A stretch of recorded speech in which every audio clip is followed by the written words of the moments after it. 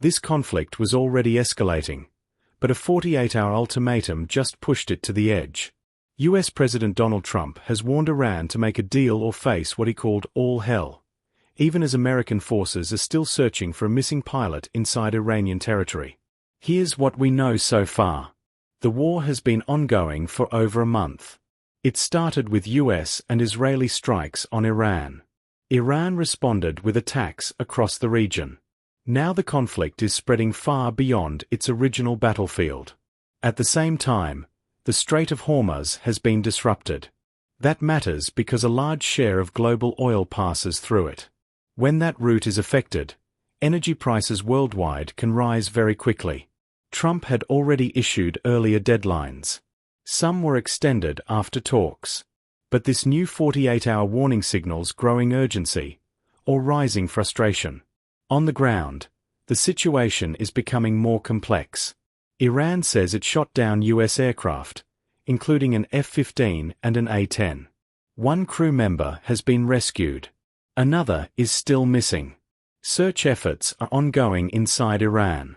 Reports suggest even local civilians are firing at US helicopters trying to land. This creates a dangerous situation. Because once a pilot is stranded in enemy territory, the pressure to act fast increases. That can lead to decisions being made under urgency, not strategy. At the same time, Iran is pushing back politically. Its parliament speaker openly mocked the US, saying the focus has shifted from regime change to simply finding missing pilots. But the most serious risk may not be the air battles. It's what's happening near a nuclear facility. A strike close to Iran's Bushehr nuclear plant has already killed a guard. Russia has evacuated nearly 200 workers from the site.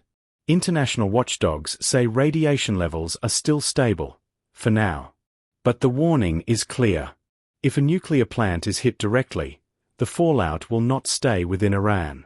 It could spread across nearby Gulf countries. That changes the nature of the conflict completely.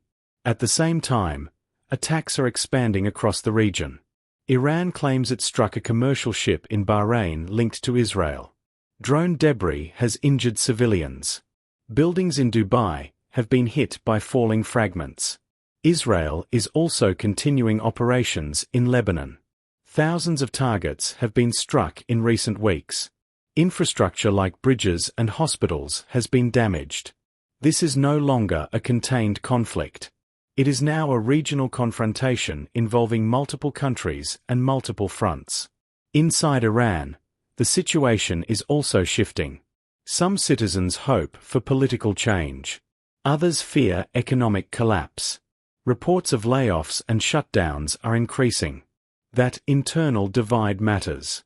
Because wars are not only fought on the battlefield, but also within society. So what makes this situation different? It's the combination of three pressures happening at the same time: military escalation, energy disruption, and nuclear risk. Each one alone is serious. Together, they create a situation that is harder to control. The issue may not just be the fighting itself, but how quickly small incidents can now trigger bigger consequences. We've seen similar patterns before. Conflicts start with limited objectives, then expand as more players get involved, and as risks multiply. This situation is showing early signs of that pattern.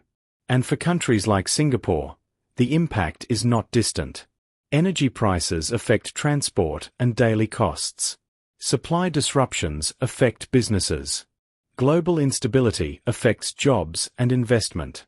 So even if this conflict feels far away, its effects can still reach everyday life here. The next 48 hours could be critical. If no deal is reached, escalation becomes more likely. If escalation happens, it may not stay within current boundaries. So here's the key question. Do you think this is still a controlled situation? Or are we already seeing the start of something much bigger? Like, share and subscribe to 2230.